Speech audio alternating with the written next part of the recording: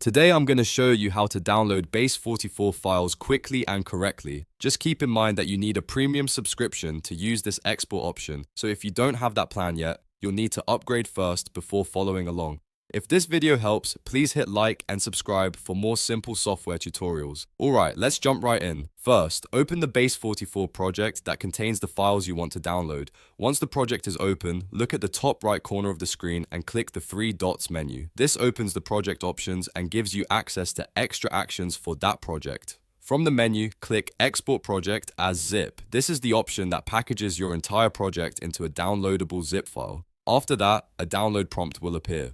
Click Download Zip to begin the export and save the file to your device. Depending on the size of the project, it may take a moment for Base44 to prepare the zip file, so just wait for the process to finish. Once the download is complete, you'll have your Base44 project files saved as a zip archive on your computer, ready to extract or store for backup. And that's it.